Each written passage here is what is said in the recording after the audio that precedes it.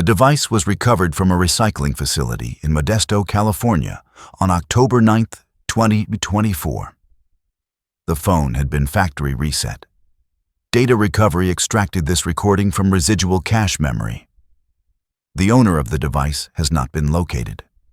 The call log shows an incoming call from a contact labeled Mom Mobile at 11:47 p.m. on September 14th. The call is marked as answered. Duration is listed as 11 minutes and 2 seconds. No voicemail was left. No message was sent before or after the call. The device owner's mother passed away on June 3, 2019. The phone number associated with the contact had been disconnected since June 2019. Service provider records confirm no call was placed from that number on September 14, 2024. No call was received by the device, according to carrier logs. The phone's internal log disagrees. The screen recording shows the call interface. The timer counts upward from 0. The waveform indicator moves as if someone is speaking. No audio was captured in the recording. The user does not speak. The waveform continues. At the 2-minute mark, the user's thumb appears in frame.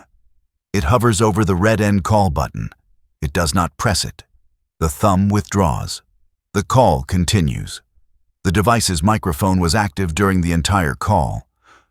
Background noise analysis shows the user was in a residential room. Air conditioning unit cycling on and off. Distant traffic. No other voices detected. The waveform on the call screen continues to indicate incoming audio. At 4 minutes and 18 seconds, the user opens a second app while the call remains active. The browser. The user types into the search bar. The query is visible. Can a disconnected number call you? The user does not press search. The text remains in the bar. The user returns to the call screen. The timer has advanced to 4 minutes and 51 seconds. The waveform moves. At 6 minutes and 33 seconds, the user's hand appears again. This time, fingers trembling. This is visible in the recording. The hand moves toward the phone's power button. It does not press it. The hand lowers out of frame. The call remains active. At 7 minutes and 9 seconds, a notification banner appears at the top of the screen. It is from a contact labeled Dad, Home. The message reads, "Are you talking to someone? I can hear you from downstairs." The user does not open the message. The user does not respond. The call screen remains in focus. The waveform continues its pattern. The notification disappears after 10 seconds as programmed. At 8 minutes and 42 seconds, the waveform stops. The line goes flat. The timer continues to count. The status still reads connected. The user does nothing for 19 seconds. Then the waveform resumes. The pattern is different now. Shorter peaks, faster intervals. The user's breathing is audible in the screen recording microphone. It has quickened. At 9 minutes and 16 seconds, the user takes a screenshot. The image was recovered. It shows the call screen. Timer at 09:16. Contact name, status, waveform active. The screenshot metadata confirms it was taken. The user does not share the screenshot with anyone. It remains in the camera roll until the device was reset. At 10 minutes and 3 seconds, another notification. Same contact. Dad, Home. The message reads, "Why aren't you answering me?" The user does not respond. The call screen remains. The waveform slows. The peaks are wider now, irregular. At 10 minutes and 51 seconds, the user's hand moves into frame one final time. The index finger extends. It hovers over the screen. It does not press the end call button. Instead, it moves upward. It presses the speaker icon. The call audio is now on speaker. The screen recording does not capture the speaker output, only the microphone input. There is no sound. The user's breathing stops. This is detectable in the audio. For 4 seconds, there is no respiratory sound. Then it resumes. Shallow, rapid. At 11 minutes and 2 seconds, the call ends. The screen shows call ended. The duration is displayed, 11:2. The user does not move. The phone remains on the call summary screen for 48 seconds. Then the user locks the device. The screen recording ends. No further calls were received from that contact. No further outgoing calls were made by the user that night. The device's location data shows it remained stationary until 6:14 a.m. the following morning. At that time, the device traveled 1.7 miles to a different residential address. It remained there for 3 days. On September 18th, the device was factory reset. On September 22nd, it was traded in at an electronics retailer. On October 9th, it was processed for parts. The device owner's father reported his child missing on September 19th, 2024. The report states the individual left home on the night of September 14th and did not return. No note was left. No message was sent. The last known activity on the missing person's phone was at 11:47 p.m. on September 14th. The father's statement includes the following. "I heard them talking to someone upstairs. I called up to them. They didn't answer. When I went to check, the room was empty. The window was open. Their phone was still on the bed."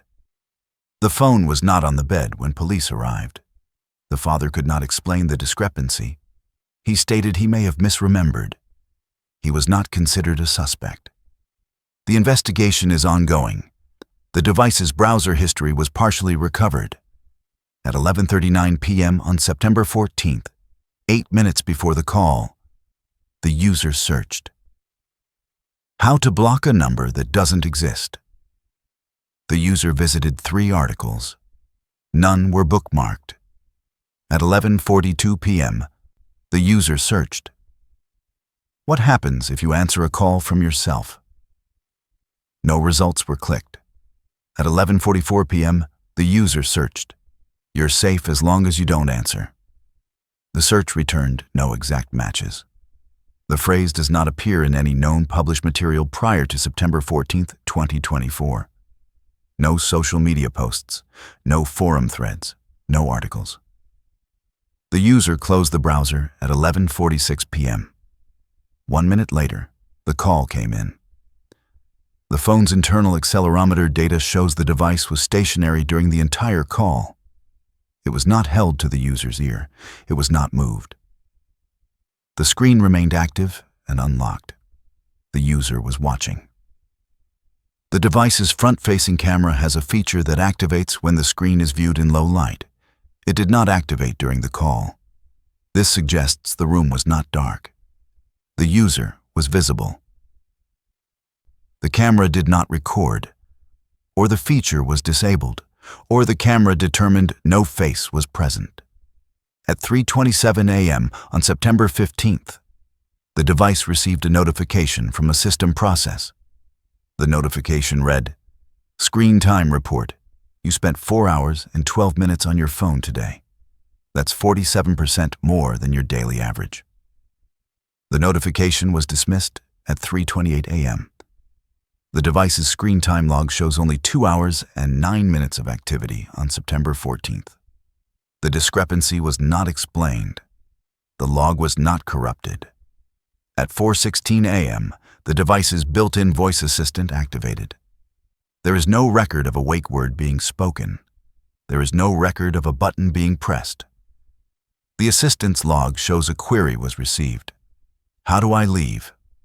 The assistant provided directions to the nearest exit. The response was read aloud through the device's speaker. No further interaction occurred. The assistant deactivated after 8 seconds. At 6:03 a.m., the device's alarm sounded.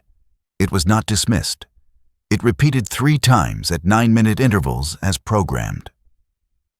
At 6:14 a.m., the alarm was disabled. The device began moving shortly after. The individual who traded in the device at the electronics retailer on September 22nd was not the registered owner. The trade-in required no identification.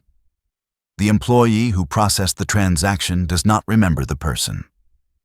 Security footage from the store was recorded over after 30 days. The transaction was paid in cash. The amount was $47. The device's last known location before the trade-in was an address in Turlock, California. The residence is a single-family home. The current occupant has lived there since 2003. When contacted, the occupant stated they do not know the missing individual. They stated no one visited their home in mid-September. They stated their doorbell camera would have recorded any visitors. The doorbell camera's cloud storage shows no recordings between September 14th and September 22nd. The occupant could not explain why. They stated the camera has never malfunctioned before. A forensic analysis of the device's SIM card shows 7 outgoing SMS messages were sent between September 15th and September 17th. All messages were sent to the same number. The number belonged to the missing individual's father. The messages were not received. The carrier has no record of the messages being sent. The SIM card data indicates otherwise. The content of the messages was not recoverable. The metadata shows each message was between 4 and 9 characters in length. The final message was sent at 11:47 p.m. on September 17th, exactly 72 hours after the call. The message was 3 characters long. The father's phone records show no incoming texts during that period from any number. At 11:52 p.m. on September 17th, the device placed an outgoing call. The number dialed was the same disconnected number from September 14th. The call is marked as answered in the log. The duration is listed as 0 seconds. No audio was recorded. The call was terminated immediately, or it was never connected, or the log is incorrect. At 11:53 p.m., the device searched. You're safe as long as you don't answer. This time, the search returned one result. A forum post made 6 hours earlier. The post was created by an anonymous user. The content of the post reads, "I answered. Don't answer. You're safe as long as you don't answer. I didn't know. Now I know. If you're reading this, don't answer." The forum moderators removed the post 40 minutes after it was published. The user's account was deleted. The forum administrators were contacted. They confirmed the post violated community guidelines for disturbing content. They could not provide further details. The user's IP address was traced to a public library in Ceres, California. The library's security footage shows no one used the computers during the time the post was made. The timestamp on the forum post is consistent with the library's records. The discrepancy was not resolved. The device placed 3 more calls to the disconnected number between September 18th and September 20th. All calls are marked as answered. All calls show a duration of 0 seconds. The screen recording feature was not active during any of these calls. No audio was captured. No logs explain why the calls were placed. On September 20th at 9:12 p.m., the device's calendar app created a new event. The event was titled Callback. The event was scheduled for September 21st at 11:47 p.m. The event had no location, no notes, no attendees. The event was not created manually. The app's sync log shows no external calendar modified the data. The event appeared in the local database with no clear origin. On September 21st at 11:47 p.m., the device was powered off. It was not powered back on until September 22nd at 8:04 a.m. The device was factory reset 14 minutes later. The missing persons case file includes a statement from a neighbor. The neighbor lived 2 houses away from the missing individual's family. The neighbor reported hearing a phone ringing at approximately 11:50 p.m. on September 14th. The neighbor stated the ringing came from outside. The neighbor looked out the window. The street was empty. The ringing stopped after 30 seconds. The neighbor did not investigate further. The neighbor did not mention this to anyone until questioned by police on September 25th. The neighbor's phone records show no outgoing or incoming calls at that time. The neighbor does not own a landline. The neighbor stated the ringing was not from their phone. They stated it was too far away to be from my house. On October 1st, 2024, the missing person's father received a call from an unknown number. The call lasted 4 seconds. The father stated he answered. The line was silent. He hung up. He attempted to call the number back. The number was not in service. The carrier identified the number as belonging to a deactivated account from 2011. The account holder was unrelated to the case. The account holder has been deceased since 2016. The father's phone log shows the call duration as 4 seconds. The carrier's log shows no such call occurred. The father provided a screenshot of his call log. The screenshot matches his statement. Metadata analysis confirms the screenshot was not altered. On October 3rd, the father filed a report stating he received a voicemail from the unknown number. He stated he did not hear the phone ring.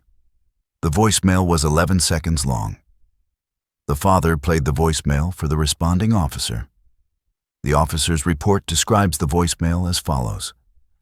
No speech detected. Faint background noise. Possibly wind. Possibly static. No identifiable sounds. Message ends abruptly. The father stated the voicemail sounded like someone was trying to speak, but could not.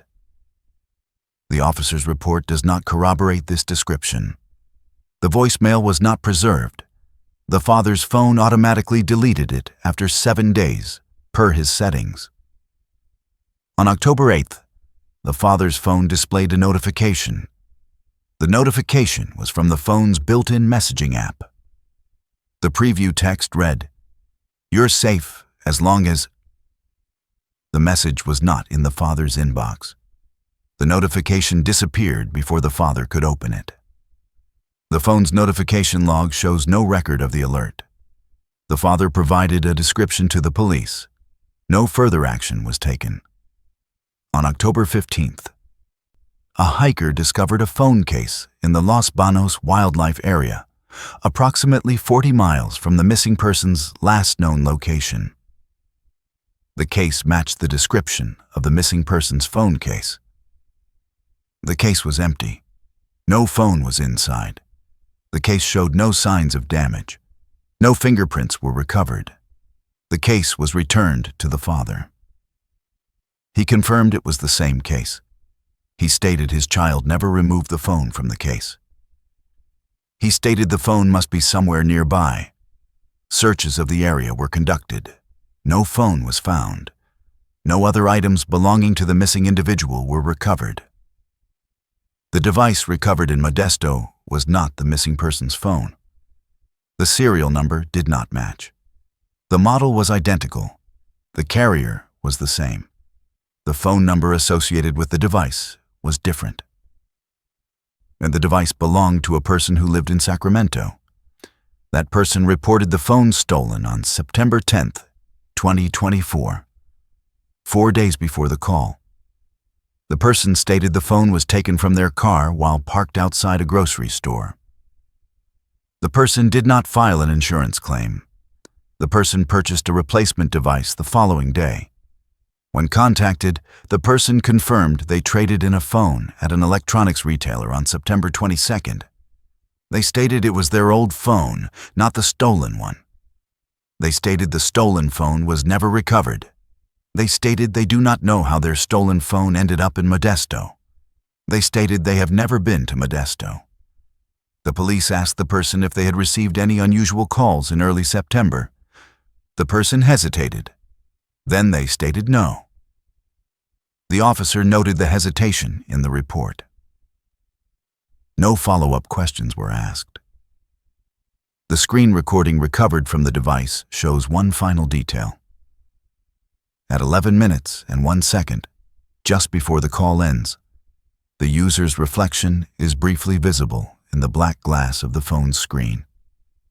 The call interface is still active, but the device's display has dimmed due to inactivity.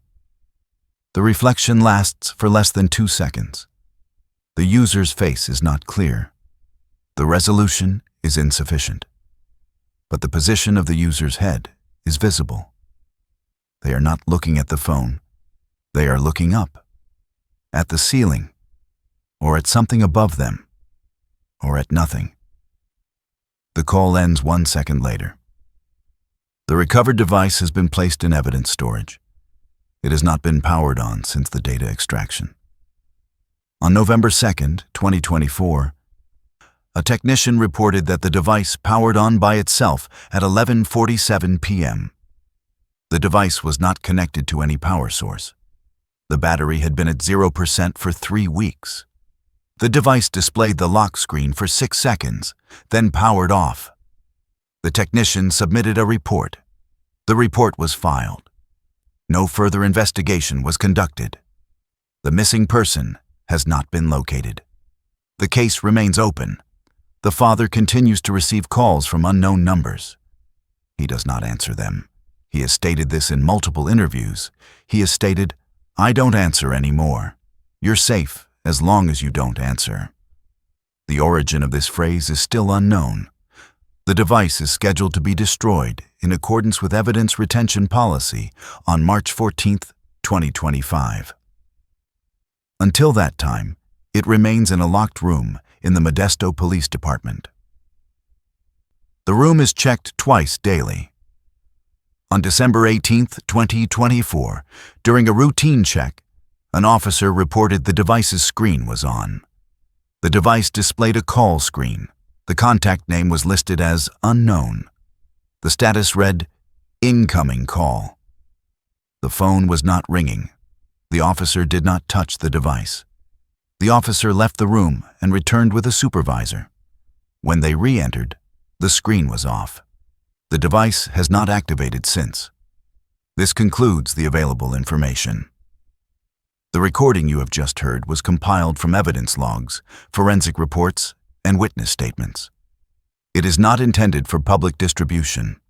If you are hearing this, the file was accessed without authorization. You are advised to stop playback now. You are advised not to answer.